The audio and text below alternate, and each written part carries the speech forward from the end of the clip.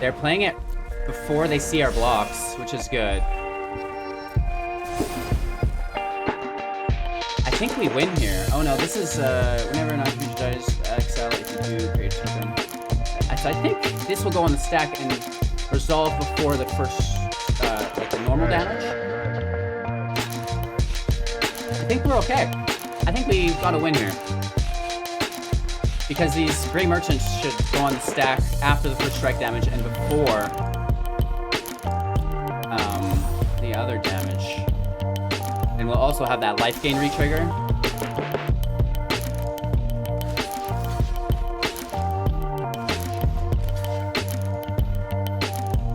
Right? I don't know. For science, right?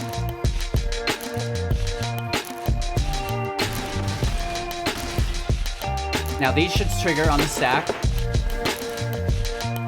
And we should win. Yeah, we do. Yeah, we do! Woo! Hey everybody, welcome back, and thanks so much for taking the time out of your day to watch Hello Good Game. Today we're playing with Mono Black Devotion in the top 200 Mythic ranks with general success. This deck slaps. It's something that I've paid no attention to after the pre-release event for Theros, where Grey Merchants was dropped on us all again. I went nuts with it. I absolutely love and adore this deck. It performs very well. If you're unfamiliar with the devotion mechanic, we are stacking our mana symbols. So, you know, a spell could have colorless mana and then a devoted mana color symbol to its cost. And we want to be stacking the devoted symbols for the specific colors that we're trying to get our devotion up within. Today's mono black, this is a life gain / aggro variant. We have really cool things incorporated within the deck and some really cool footage for you guys today. So if you do find any value, make sure to like, comment, subscribe, share the channel to a friend. And of course, you know, stay tuned for this sick video. If you're not interested in the deck tech, which is what we're gonna break down now in a few seconds, you can jump right to the gameplay footage with the chapter features. I don't want any complaining, boys. It's easy, just swoop. It's so much easier to grab that bar and skip through than writing a nasty comment. So with that out of the way, let's break down Mono Black Devotion. We have 4 copies of our Archfiend's Vessel. This is a 1/1 with lifelink. When Archfiend's Vessel enters the battlefield, if it entered from your graveyard or if you cast it from your graveyard, create a 5/5 black demon creature token with flying, which is really, really nice. So the cool thing here is we're relying on ETB effects of our triggers through our creature of Ayara, First of Locthwain, a 2/3, and whenever Ayara, First of Locthwain, or another black creature enters the battlefield under your control, each opponent loses 1 life and you gain 1 life. This is going to be like our little bit of damage engine within the deck.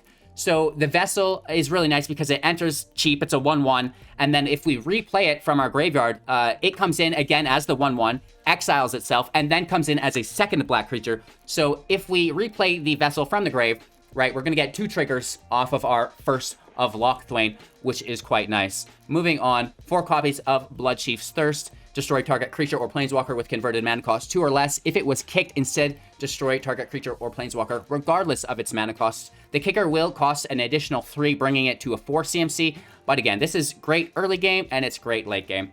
4 copies of Malakir Rebirth and Malakir Mire. The Mire comes in tapped, add a black to our pool. At instant speed for 1, the Rebirth allows us to choose target creature, lose 2 life until the end of turn. That creature gains. When this creature dies, return it to the battlefield tapped under its owner's control. This works with our Archfiend's Vessel very, very well. You know, that's a 2 mana cost combo. Yes, we have to pay a little bit of life for it, but we're getting a 5/5 flyer in play out of it, which is, you know, very, very good. 4 copies of our Serrated Scorpion, a 1/2. When it dies, it deals 2 damage to each opponent and you gain 2 life. We're talking about dealing chip damage and gaining life within the deck as our main engines. The Serrated Scorpion does this perfectly. While we're gaining life, we will be using Vito, Thorn of Dusk Rose, a 1/3. Whenever you gain life, target opponent loses that much life. So all of our life gain gets directly translated into damage, which is really cool. This includes the Ayara life gain, the Serrated Scorpion life gain, the damage that the Archfiend Vessel's life gain or lifelink may put out as well. So, you know, the Dusk Rose is a great way to turn mediocre deck into a very, very high-performing deck. We can also pay 5 to give all of our creatures lifelink until the end of turn. Of course, all of those creatures will trigger the ability of Vito, so if you have enough damage to gain life to drain your opponent's health down, you just do that. Easy peasy, lemon squeezy. Breaking down our 2-drops, though, here before we get too ahead of ourselves. Tamrat, the Chosen from Death, is a 2-drop. This is great because we're talking about the Devotion. This is a 2 black cost card, which is really nice. So helping us increase our Devotion, which we'll get to in a second. Its toughness is equal to your Devotion to black. So its powers 2, your toughness is, again, equal to your Devotion to black. We can pay 2 to exile 2 target cards from graveyards. You gain 1 life each way, or you gain 1 life for each creature exiled this way, is what I mean to say. So, you know, it's nice to have a little bit of graveyard hate in every deck, whether you're taking out Cruxus, Demonic Embrace, Woe Striders, you know, just taking your graveyard total down from 8, potentially as well, right? So to stop rogues, you know, just general shenanigans. We live in a meta now where you do have to have some form of control in the graveyard, because if you don't, it's going to be a bad time. Into the remaining 3 drops now, we do have 2 copies of Agadeem's Awakening for 3+X at sorcery speed to return from our graveyard, or from our graveyard to the battlefield, any number of target creatures that have different converted mana costs of X or less. So if we cast it for 4, we can take a 1-drop. If we cast it for 5, we can take a 1-drop and a 2-drop. If we cast it for 6, we can take a 1, 2, and a 3. And if we cast it for 7, a 1, 2, 3, and a 4, and you know, this is possible within the deck, however unlikely. If you cast it for 8, you can take a 1, 2, 3, 4, and a 5-drop, which will set you up for victory without doubt. We talked about the first of Locthwain. This is really nice because we can tap it to sacrifice another black creature, drawing a card in the situation. So, you know, there are creatures that we do want to die in the deck, like the Serrated Scorpion for the trigger, like the Archfiend's Vessel, so we can bring it back into play. So, you know, getting that draw is quite enjoyable.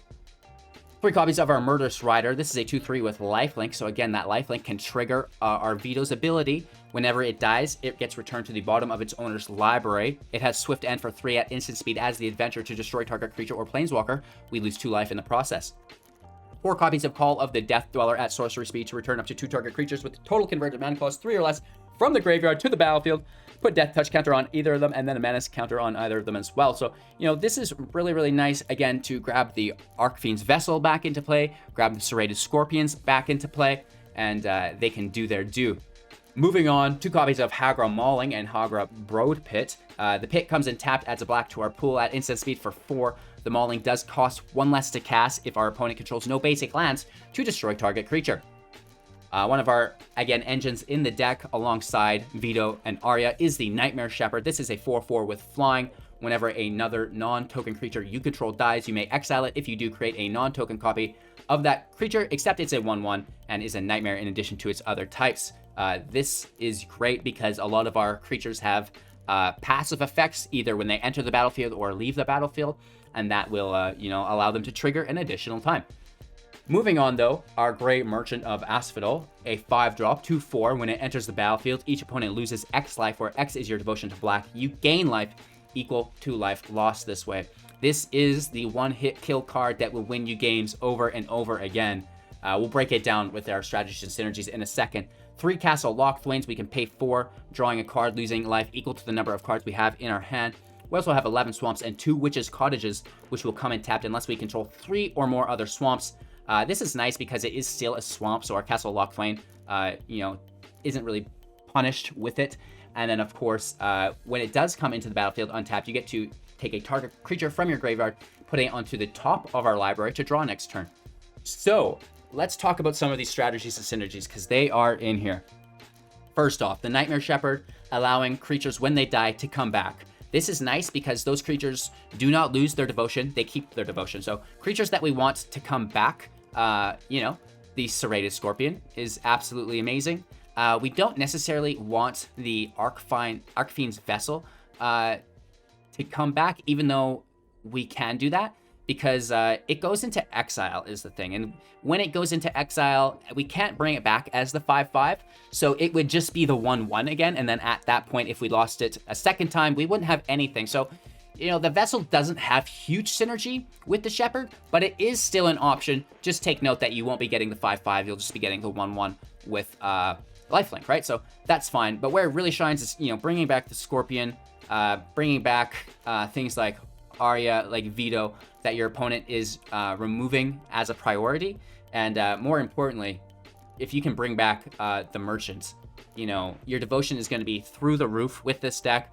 Let's just do an example here. Serrated Scorpion has 1, Tymaret has 2, Arya or Vito, either way, are both good. Vito's actually better, even though it has less devotion because of the ability, but Arya has nice devotion too. So if you went Arya, you're looking at 3, 6, Shepherd is 8, and then you drop the Merchant, which takes you to 10. So you've just dealt 10 damage on the entrance of the Merchant if you went with Arya, plus the 11 because the creature enters here, plus here, so that would be 12.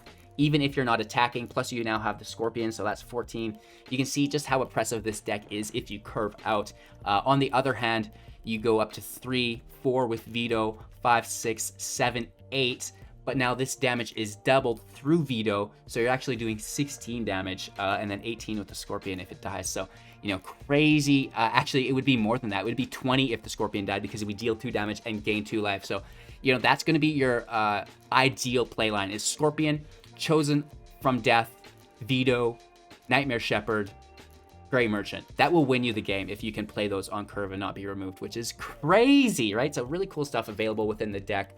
You know, I typically am using Call of the Death Dweller to bring back things like the Scorpion, like Chosen from Death, once the Shepherd hits play, because they probably have removed them before the Shepherd enters play, so we can bring them back once the Shepherd is there, and then when they die the second time, they'll come back as tokens, which is really, really cool. So the deck is absolutely banging, you guys. We have a 75 or 70% win rate within Mythic. Really cool stuff.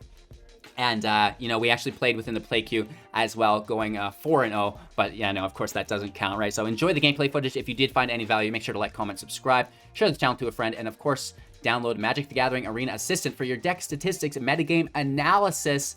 You know, your I guess we're loading. There you can see all the top decks for all the different game modes, your collection statistics and stuff, everything you want and more available for free to everybody on Windows in the link in the description below. Thanks so much. Take care. Enjoy the video, and we'll be back in a few minutes for our wrap-up thoughts. Okay. Don't care for the hand. This doesn't look great, but also not the worst. 1 Omen can go.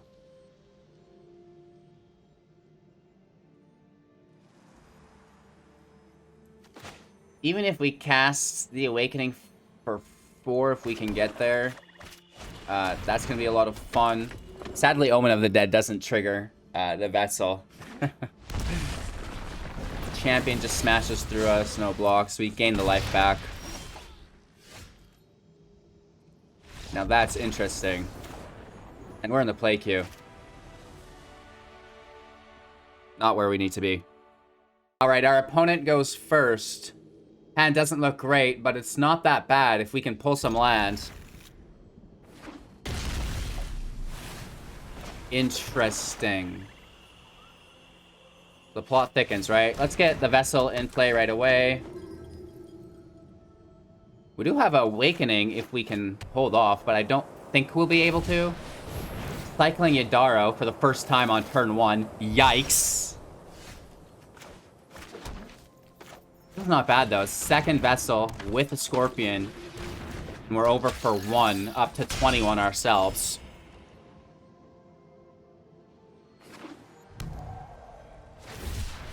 Cycling a Cyclone. Interesting. And then a Vantrosaur. This is gonna get weird. This is nice for us, though. Vito is in play. Now we're dealing 5 damage.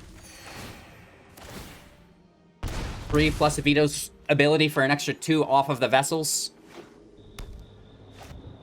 A Stinger in play, that's okay. I thought it might be what's it called? Storm's Wrath. Ooh.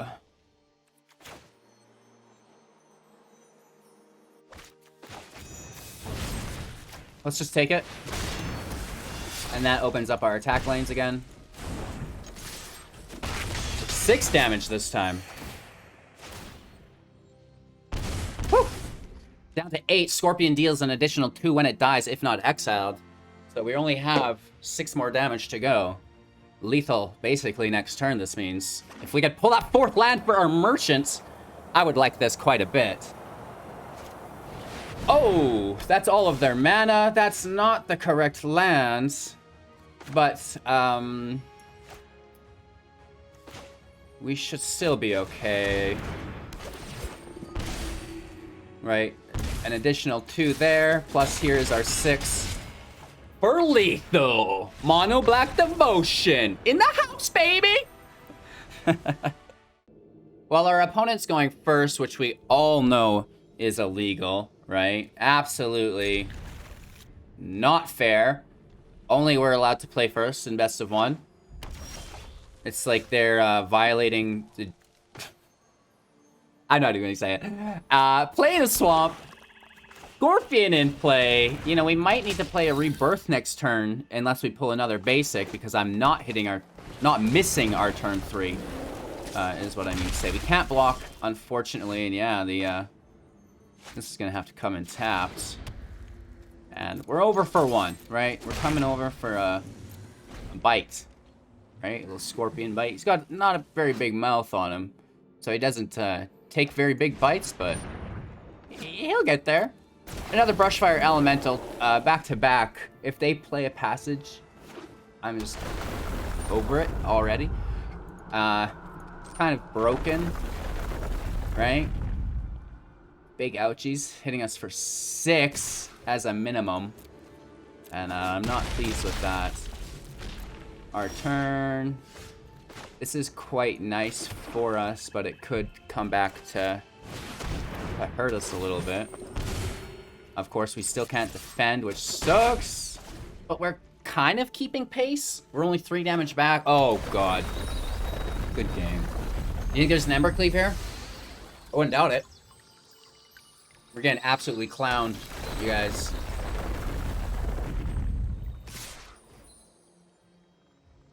Hello, good game, my friend. Cleave, cleave, cleave.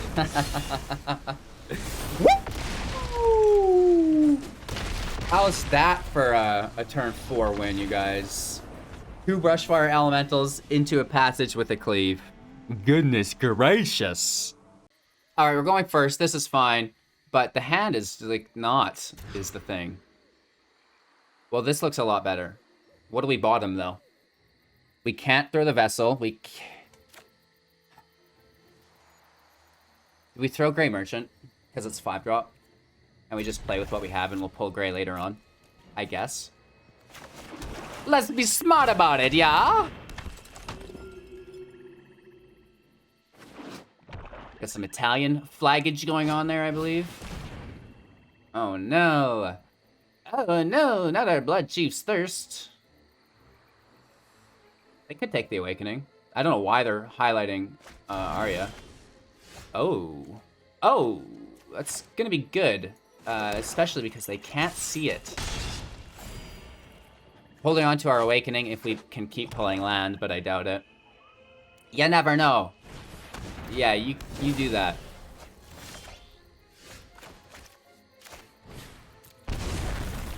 Should we save it or do it now?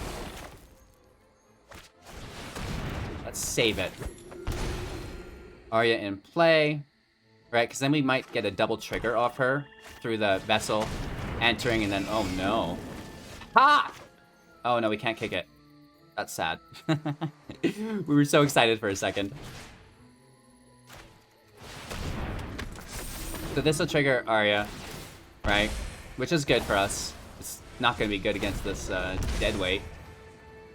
And I think that we should try to trade with it.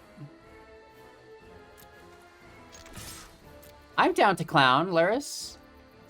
No, Luris isn't into trading. Luris says no. Which is fine, right? That's gonna be okay. Oh! There's that deadweight from the grave. Do they have a Mire's Grasp in hand for a double down? Oh! 6-3 in the air. We need a land so bad.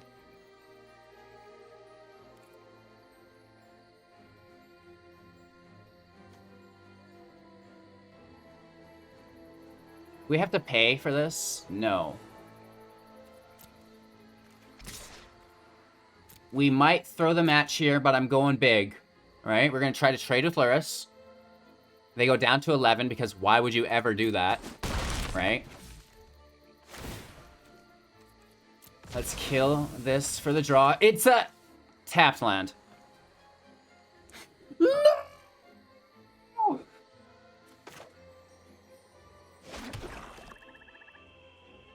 So close. So close. If that was a non-tapped land, we would have had to kill on Luris, and that's what I wanted a lot. So that sucks. It's not good. Wow. That's a big kitty cat. Meow. Back up to 20. We're down to 12. A complete whirlybird there. And they're going to hit Arya with dead weight again. One.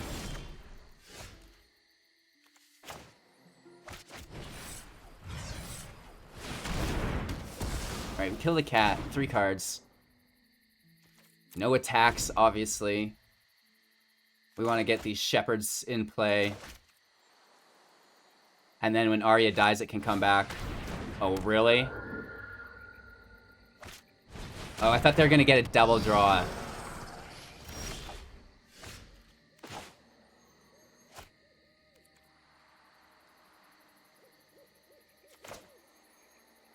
Getting in the air is important because they have the demonic embrace.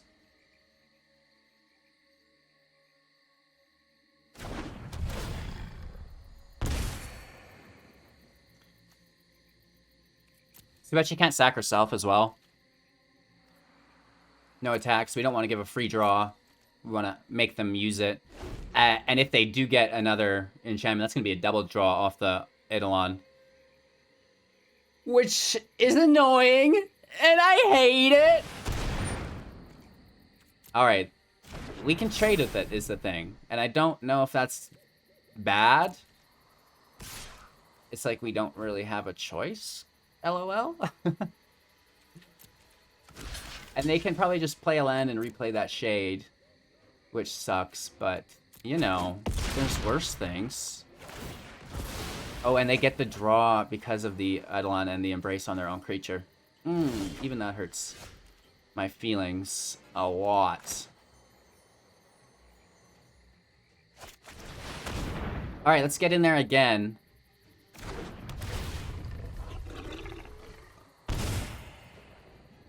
Ending our turn. I'd really love to get that Vito in play. But we should probably double down with the Vessel and Tymaret. Shepherd doesn't have very good synergy with the Vessel, but it doesn't matter.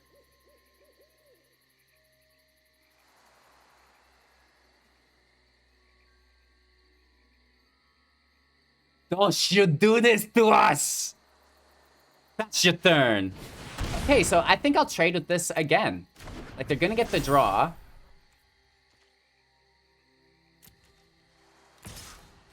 But it's like almost a requirement, I feel like. They gain a bunch of life, too. And they get the draw. But the draw engine is gone. So unless they pull the Luris. Right? And now the Shade in play, sure. And the Shade's gonna get flying. Very annoying. But we can just instant speed it.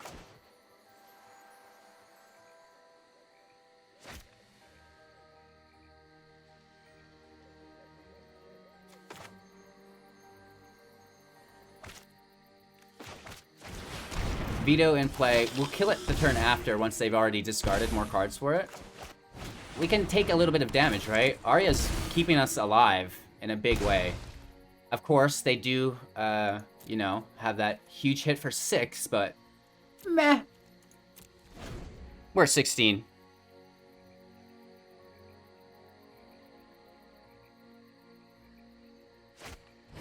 Ooh.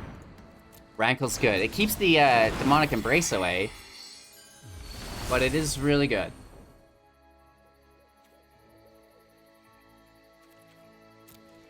We have no blockers for it. Oh, really?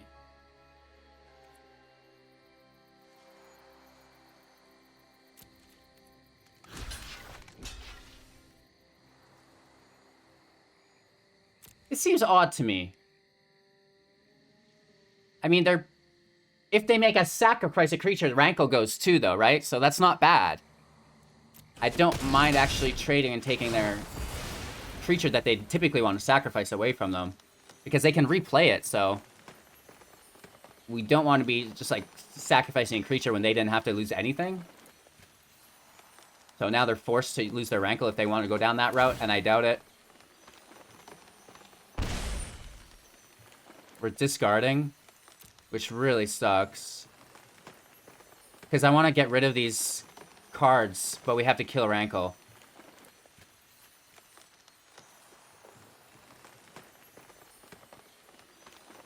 They're not creatures.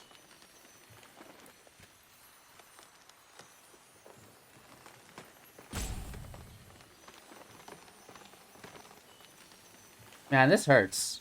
That really hurts. Shade in play again. Ultra annoying. They have nothing really to discard. We're in such a bad spot here. This is not looking good. They have creatures they can discard and stuff. Oh, they take out one of their embraces. Our turn. Scorpion in play. 2 damage. And now we kill Rankle or whatever they equip to at instant speed, yeah? Pass our turn.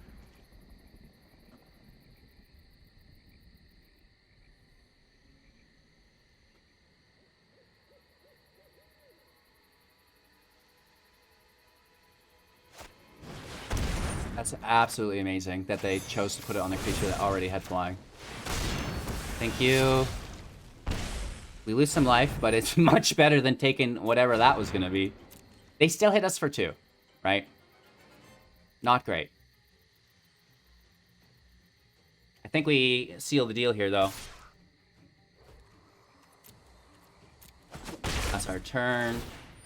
Another zombie, which is, you know, totally fine. They should get rid of a creature and keep the embrace.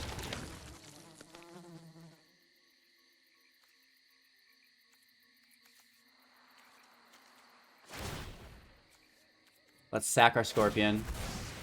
We gain 2 life, which deals 2 more damage, which is great. We get the draw, Locthwain as well. And, you know, I think there's a couple different ways that we could do this, right? Like, we could just play the Rider as a creature, deal the damage, and seal it off this way, right? And then we could have even sacked the Rider for some more. You know, cool stuff going on there. We go first, that's fine, and the hand actually doesn't seem that bad. It's a little heavy. I want some 1-drops and 2-drops. I think we open up with our Rebirth, just so we can hit 5 on curve. Swamp. Locthwain, we have removal. Mono red sucks, which means our removal is going to get eaten immediately.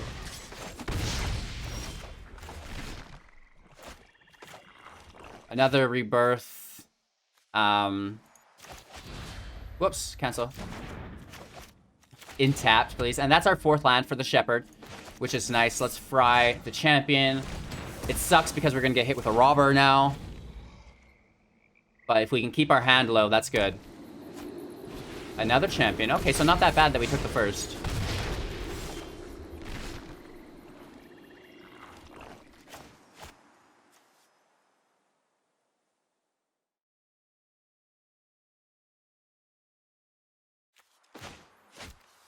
Right, like if we could just drop these merchants on a red deck, we should win. I would like more removal next, though, like... Oh, we're in Embercleave territory.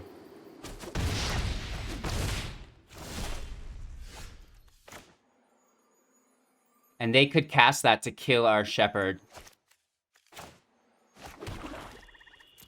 Which sucks a lot.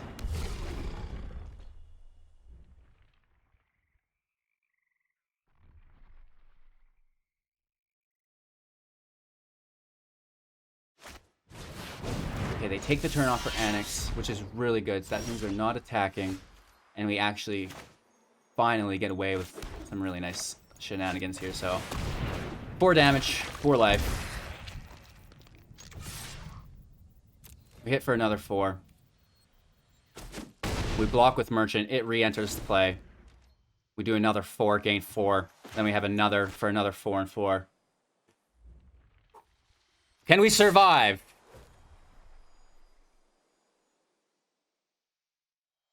Oh, they could spend their mana and kill the Shepherd instead if they wanted. Smart. No Embercleave. Which is not that smart. Killing the Robber's nice. Big hit.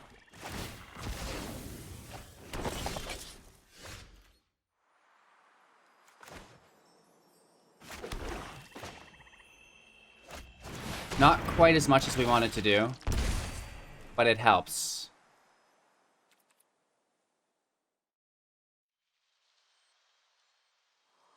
No attacks. Even if we bring it right back to our hand and play it.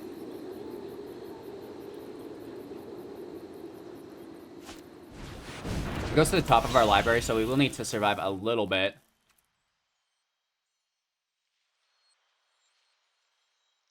We're at 18.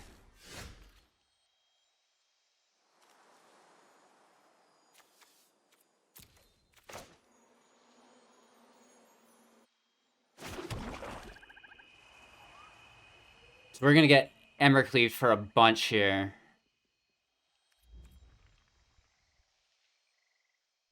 Pass our turn.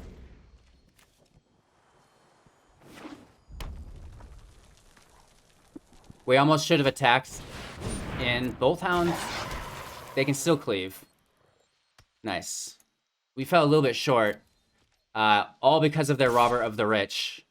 They're not cleaving. This is good. We get one more turn. I don't know how it's going to work out.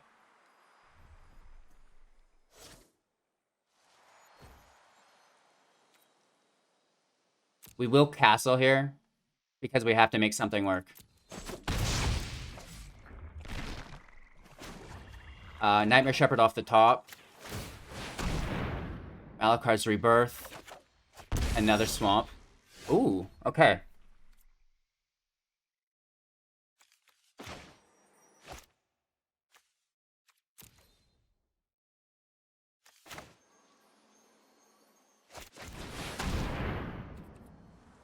Shepherd in play. Cottage brings back the other Shepherd.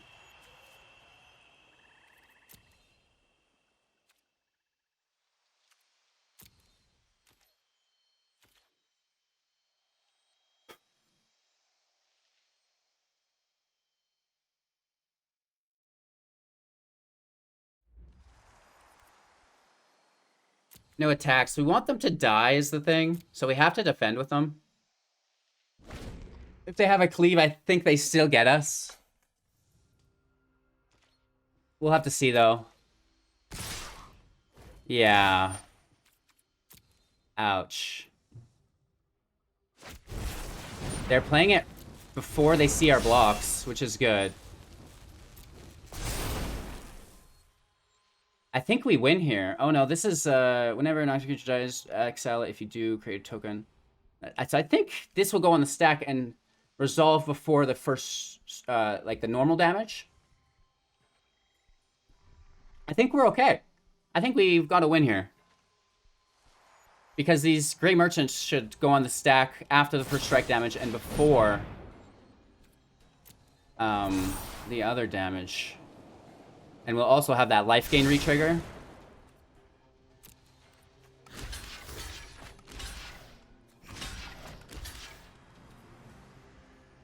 Right? I don't know. For science, right?